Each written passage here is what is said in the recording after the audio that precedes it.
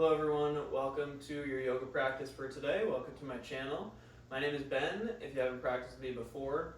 This is going to be just a quick prep / tutorial for handstand. So if you have handstand in your practice, this is a really good warm up to do before those handstands.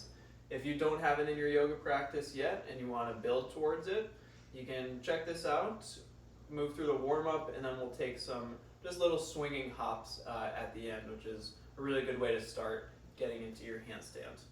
So let's get right into it. Place your left hand off to your side, sweep your right arm up. And a little side bend.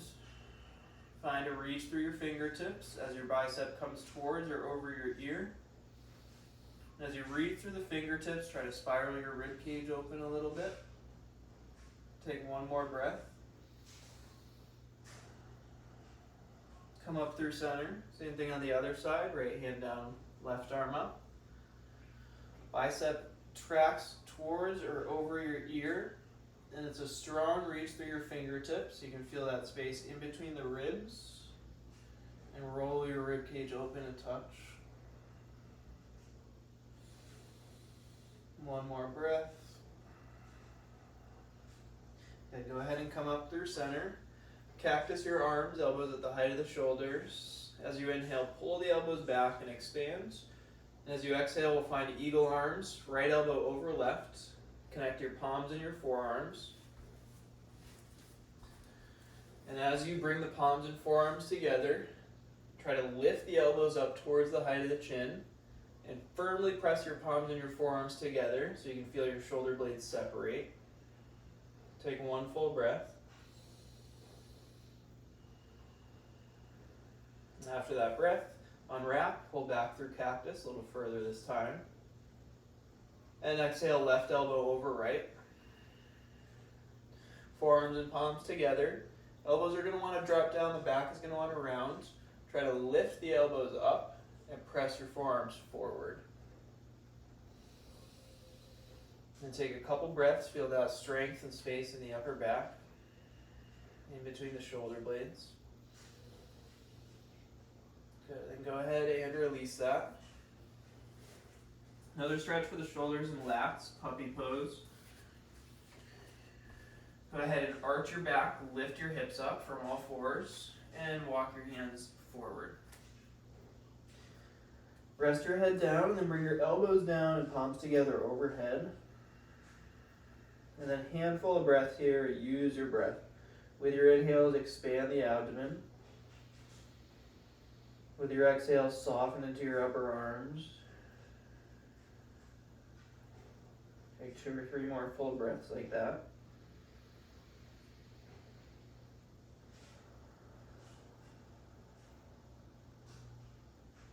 Good, and then slowly press yourself up. We're coming through all fours.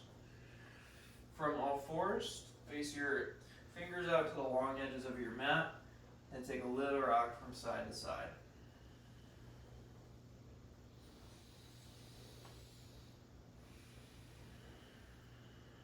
If this is feeling like enough, keep going with this one, just a gentle rock side to side. Or you can flip the fingertips towards your knees instead of side to side. It's a little rock back and forth. Pretty subtle movements here, normally doesn't take too much to get sensation of wrists and forearms here.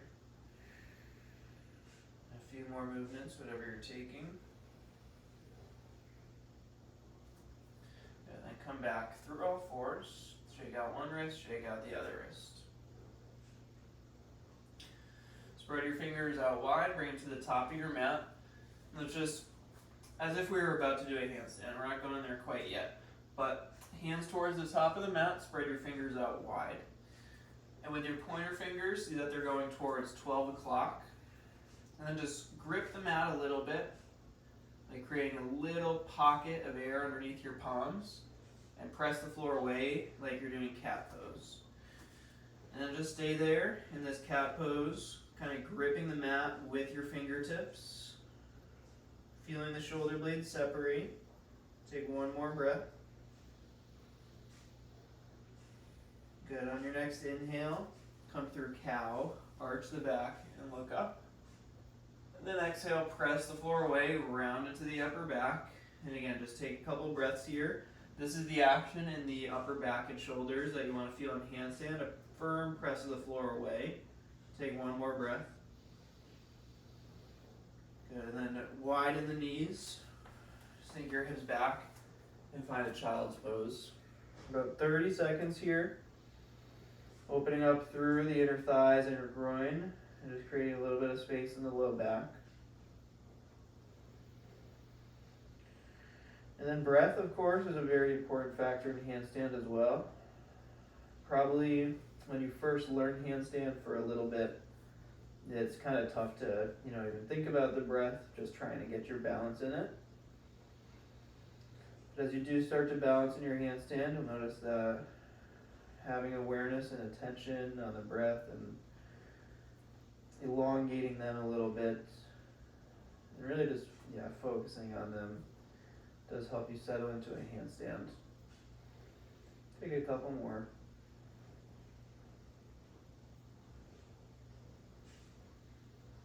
And then gently press yourself up through all fours. Extend your right foot back. Take a few pulses into the ball of your foot.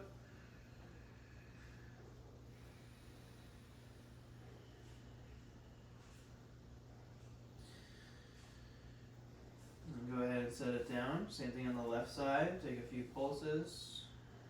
Just waking up the back of the legs a little bit.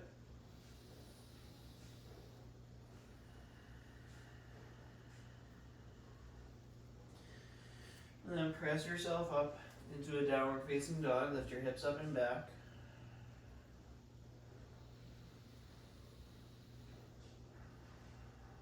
Take a little pedal of the feet.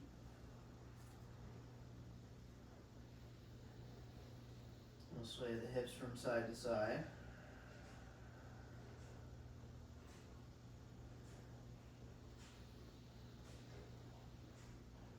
And then make your way to the top of your mat. Go ahead and rise up to stand.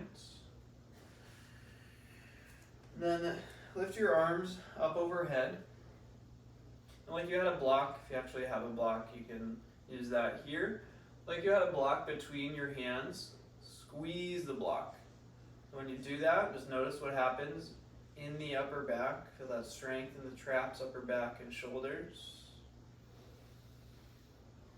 Okay, so this is the feeling that we want in handstands, as if the imaginary block, or just the in between your hands, was like the floor. You're pressing into it to engage the muscles of the upper back and shoulders. And take 2 breaths as if you were breathing in a handstand. And then hinge forward, maybe put a soft bend in your knees. And just take a few breaths for the hamstrings here. Let the chest melt towards the thighs. Movement feels good, a little sway side to side, maybe stillness. Option to interlace the hands behind your tailbone, stretch the knuckles forward and up.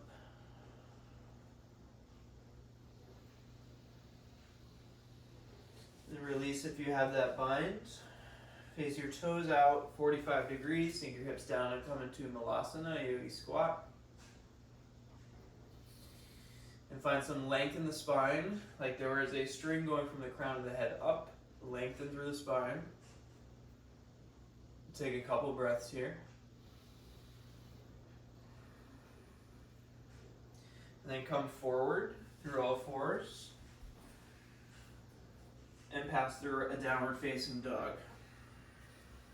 And when you get to down dog, bring your right leg high behind you. And not the highest that you've ever brought it. I just want you to focus on what happens with that right hip when you sweep it up. So oftentimes it's going to want to open up, and that's going to make kicking up into handstand hard. If we're tilted off to one side, then that's what's going to kind of cause this little fall to one side or the other. So in your down dog, your right leg is up, not the highest it's ever been. Try to spin your right pinky toe down so the hips square off, and press the mat away from you. Take one more inhale. And exhale, set your foot down. Same thing on the other side. left leg back. Notice if it's wanting to turn up. Spin the left pinky toe down. Hands are active, they're not just resting, they're pressing the floor away, chest towards thigh. Take one more inhale. And then exhale, set the foot down, and come down to a seat. From your seat, interlace your fingers, stretch the knuckles forward, and then flip the palms up. Soften into your shoulders, and flex your palms up, hug your ribs in. So another common misalignment in handstand is to arch the back and pop the ribs out, and that can cause the feet to go over. So as you stretch your palms up, you're trying to hug your ribs in, take that arch out of the back, engage the core. Alright, go ahead and release that. So, let's try some swinging hops. Something about these swinging hops that's important to understand. They're going to be really beneficial even if you're not getting into handstands. And if you're not getting into handstand, first of all, it's fine. Second of all, you're going to be building a lot of upper body strength by just kicking into it. So, I'm going to bring my hands to the top of the mat. Again, fingers spread wide, and my pointer fingers go towards 12 o'clock. Which foot you kick with is up to you. Generally, it would be the foot that you kick a soccer ball with would be the more comfortable one. So, I'm going to pass through down dog. For me, it's my right foot that's going to step in. Fingers spread out wide, pressing the mat forward already. Right foot comes towards the middle of the mat. From here, so what I'm trying to think about as I kick into this handstand, right now you see my shoulders are behind my wrists. I'm trying to get my shoulders over my wrists. So I'm going to come high into the ball of my foot, and this is the motion. See, high on the ball of my foot. I'm not even thinking about the left leg, it sort of just comes along.